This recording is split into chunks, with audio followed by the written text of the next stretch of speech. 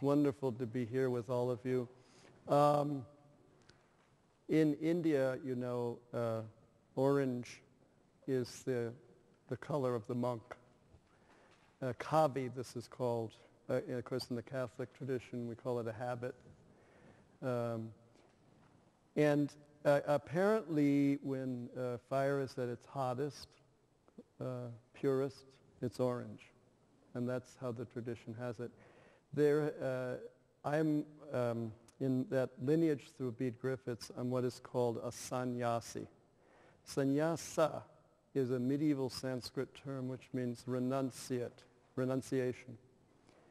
The state, the monastic state to which it refers is 7,000 years old. It's the oldest monastic tradition in the world. And Buddhist monasticism developed from it, Hindu and Jain.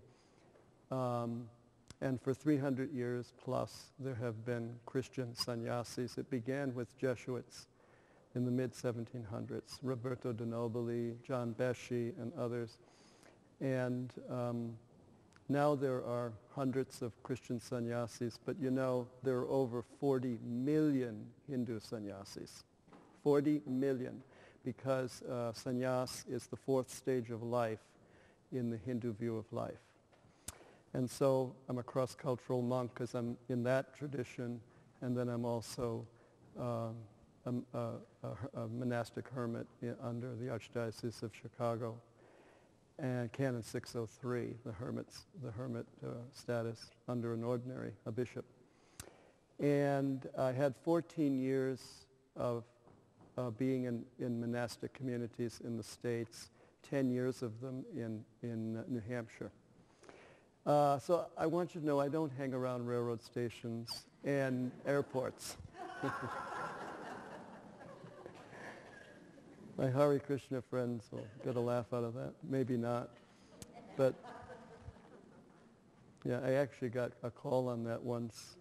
Yes, someone said to me, you know, I have some friends who are Hare Krishna. Oh, I'm sorry. I'll have to project better.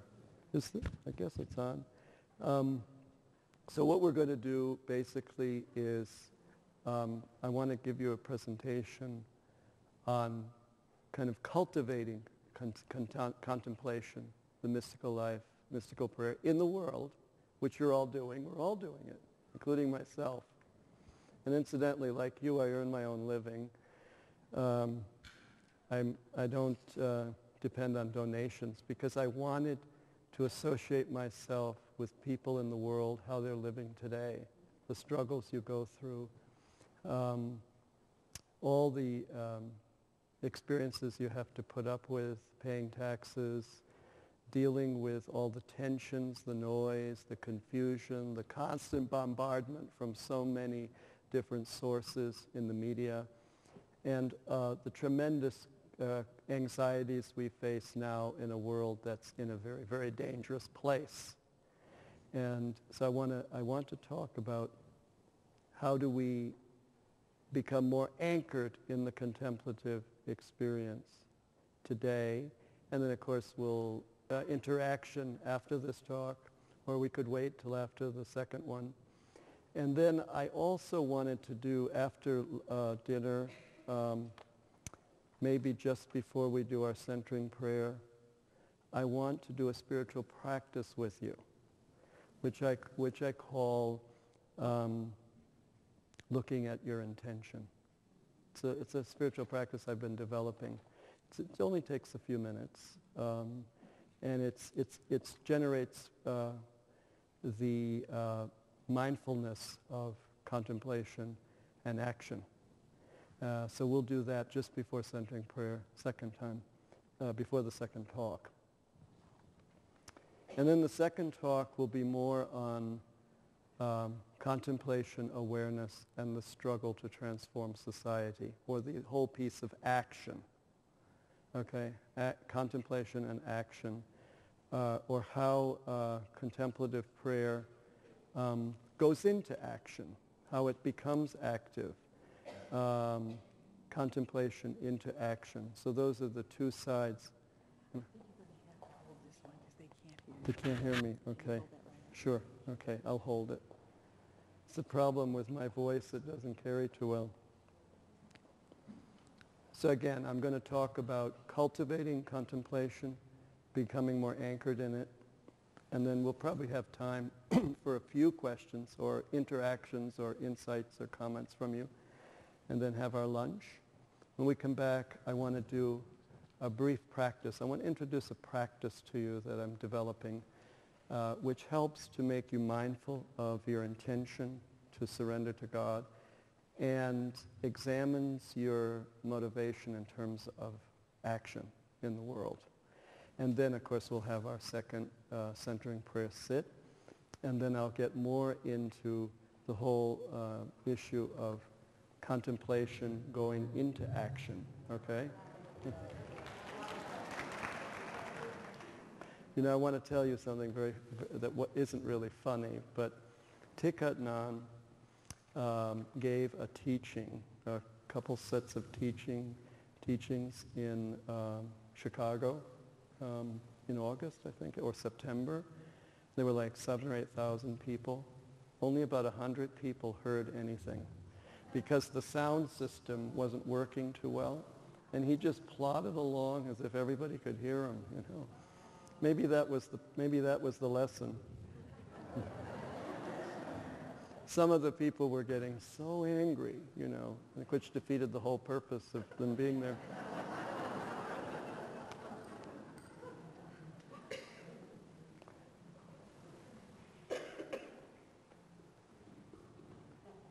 A different one? Oh. I'm going to load you up.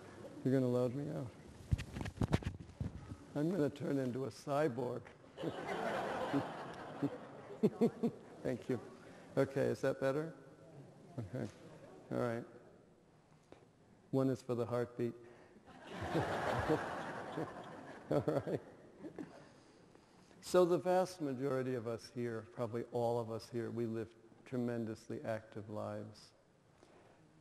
And so we have so many, many responsibilities.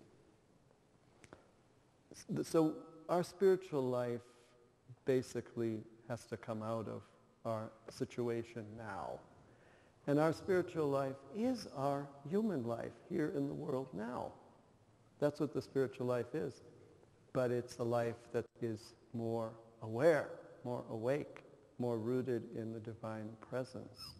I love that wonderful insight from Saint Irenaeus, early father of the church, who said, "The glory of God is a human being fully alive." The glory of God is a human being fully alive. Well, I would add, to be fully alive is to be fully awake, fully alert, fully here and now, fully realizing one's potential for holiness and union with God, with the divine, with the ultimate. Infinite consciousness.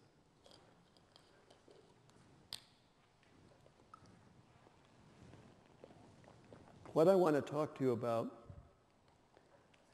is a spirituality that is not one of withdrawal, but one of being in the world. And in this day and age, when the whole of our planet is threatened ecologically, through polarization of different civilizations, through the polarization of the haves and the have-nots, and the corporations run amok, doing as they please, irrespective of what the damage done to the environment or to the masses of poor people and homeless. The huge homeless problem of a sixth of humanity being homeless, 38 million refugees. All these situations that we're in are extremely critical. And so we have to be more involved with the world. We have to be more involved with the suffering of the world. But we have to do it with awareness.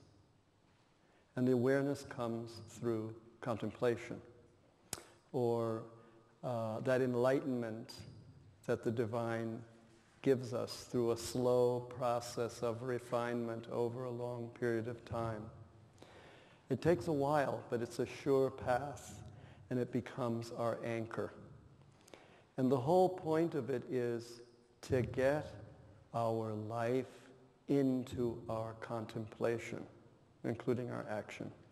That's the contemplative attitude. When it's not a question of running against the clock to get your centering prayer in, or to get your visit to the soup kitchen in, or your volunteer work with inner city kids, tutoring them in English or math or science, but getting all those activities into your prayer, rooted into your prayer, everything. That's what I'm talking about. Secondly, I want to make a distinction between a spirituality of withdrawal and a spirituality of engagement. In this day and age, because of all the threats we face, all the crises, we need to work together in the world to transform peoples, cultures, religions, nations, and create a new civilization grounded in compassion, kindness, love, sharing, a civilization that works for everyone, that leaves no one out. And so we need the tremendous awareness that contemplation gives us, really that the divine grants us through the process, the contemplative process, the mystical journey, the direct experience of the divine presence, of infinite awareness, and that tremendous wisdom that's inexhaustible that comes to us spontaneously as we go along in the process. A spirituality of withdrawal is for a rare few, and I think it's valid.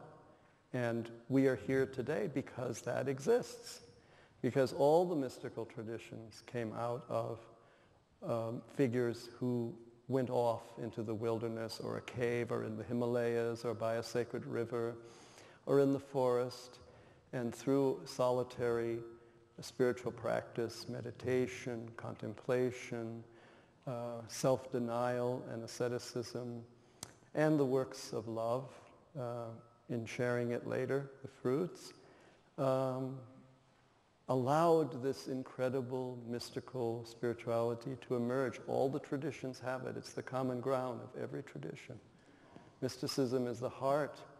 And actually the mystical life, the contemplative experience, existed thousands and thousands and thousands of years before religion. The religions have only come in the last 10,000 years. They're new kids on the block. 50 to 100,000 years before, meditation emerged, and these great mystic saints were around in various parts of the world, and they kind of transmitted their awareness and the methods of prayer to people around them. And then eventually the religions developed out of them. For instance, the experience in India in the Hindu tradition, the rishis, the forest sages of ancient India, of Indian antiquity. These rishis, who are the founders of the Sanatana Dharma, the eternal religion as Hinduism is called, they were the tip of the iceberg of a long development, thousands and thousands of years before Hinduism existed. And so Hinduism is the fruit of their experience of the divine. And the Buddhist experience, the Dharma, is all based on Gautama, Siddhartha, Sakyamuni, who became the enlightened one, the Buddha, who was a mystic, a contemplative. And he had this awakening to ultimate reality, which he called enlightenment, and that became the foundation for the Buddhist tradition.